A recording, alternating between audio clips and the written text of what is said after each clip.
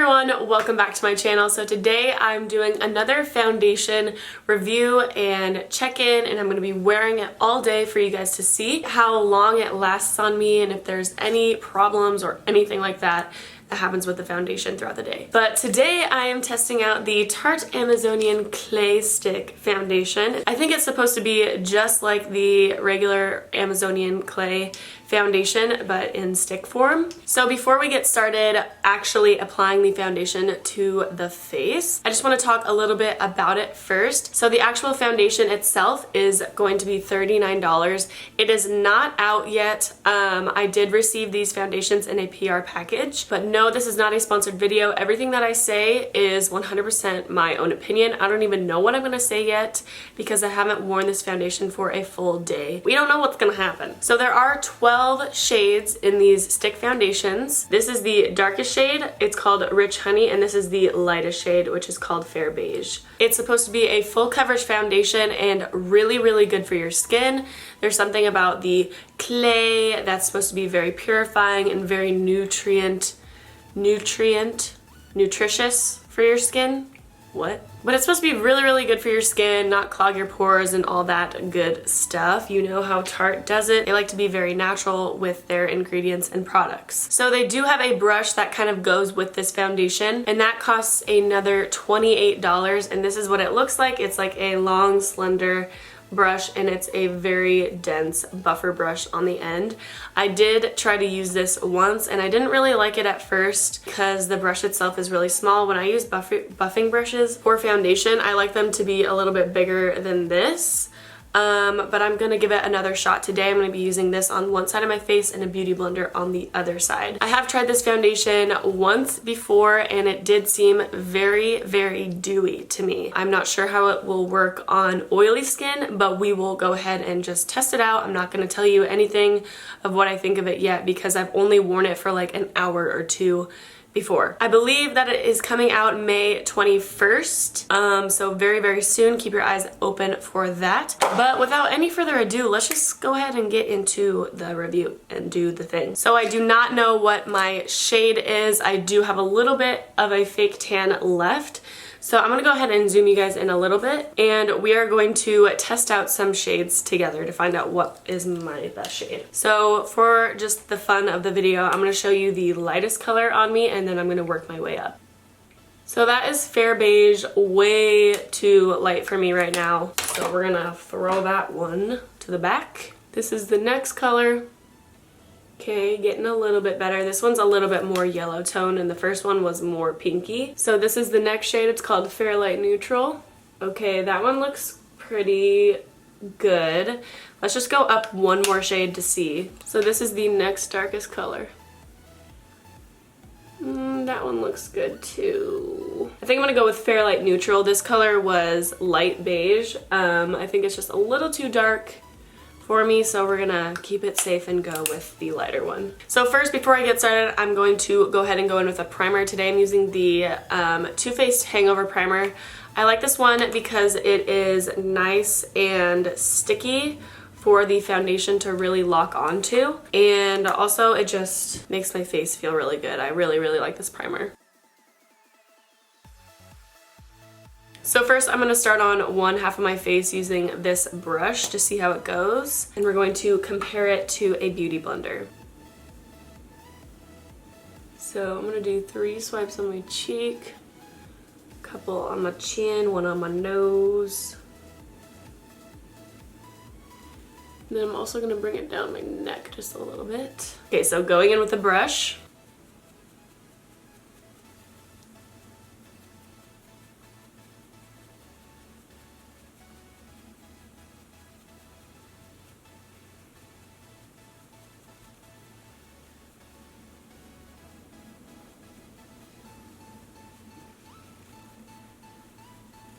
Okay, so I'm actually really liking how it looks with this brush. I don't see any streaks, any patches or anything like that. I think that when I first used the brush, I think I was just a little bit too impatient. I wanted something a little bit bigger. I would say that it is medium to full coverage. I put quite a bit on my face and I do see a little bit of redness popping through. Maybe that's just the way that I applied it. Maybe I need to practice a little bit more, but I do like the coverage and I like the way that it's sitting on my skin right now. So let's go ahead and try the other side of the face with a damp beauty blender.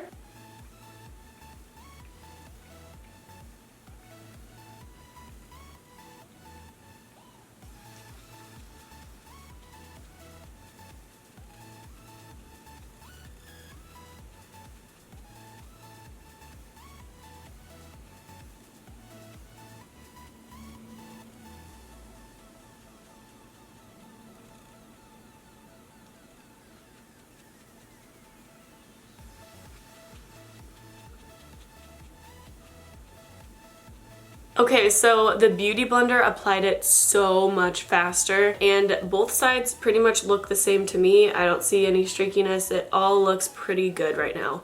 So, of course, surprise, surprise, I am on the Beauty Blender side. I do really like the brush, but the Beauty Blender just takes way less time and it's just a lot easier to maneuver around your face. But either option would work great. If you have a foundation brush that you really, really like, I'm sure it'd go great with this foundation. So I'm just gonna zoom you guys in a little bit more and show you in detail. I turned down the light a little bit so you can see better. As you can see, it does look pretty dewy.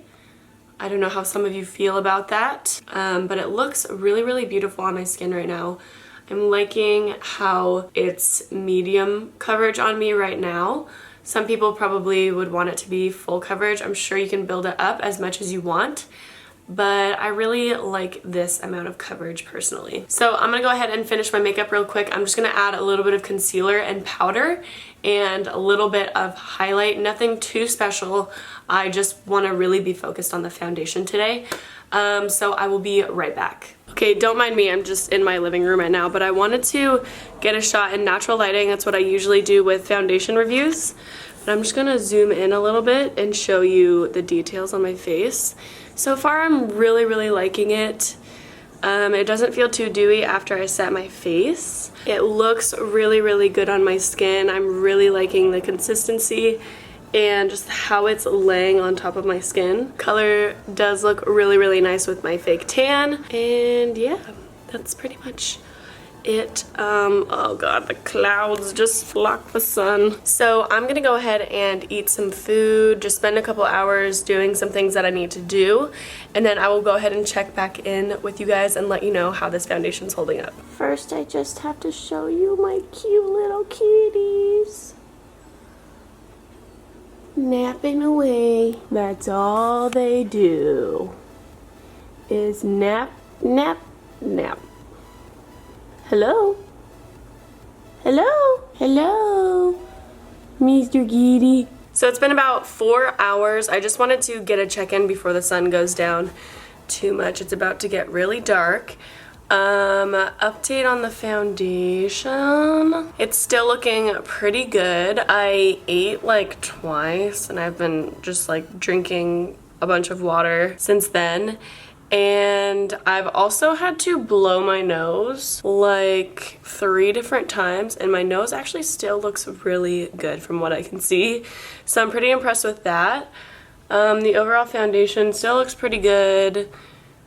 Nothing too fancy has happened yet. You also have to take into account that I'm not like running around today and I'm not sweating really. I'm just kind of like chilling out on the couch, editing videos, eating food. So it's like kind of hard to test out how it would be if I was out and about running around like doing errands and stuff. But so far it looks really good. I'm liking it. It feels really comfortable on my face. So yeah, I will go ahead and check in a few more hours and let you guys know my final thoughts on it. Okay guys, so this is the last check-in of the day. It's been about 7 or 8 hours since I put on the foundation. So a normal like day's worth of wearing makeup, I'd say. I do really enjoy this foundation, but one thing that I noticed is that I got very, very dewy after my second check-in. I don't know if you can see, but I'm pretty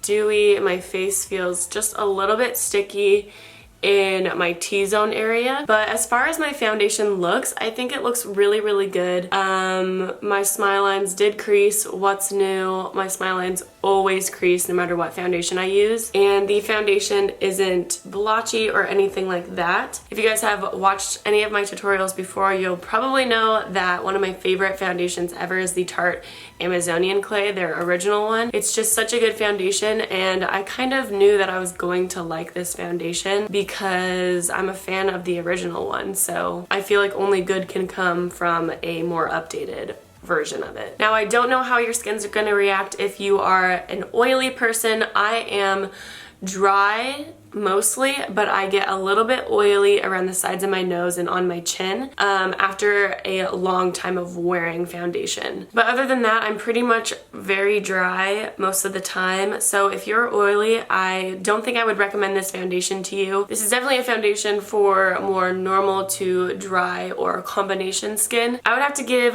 this foundation probably a 7 or 8 out of 10.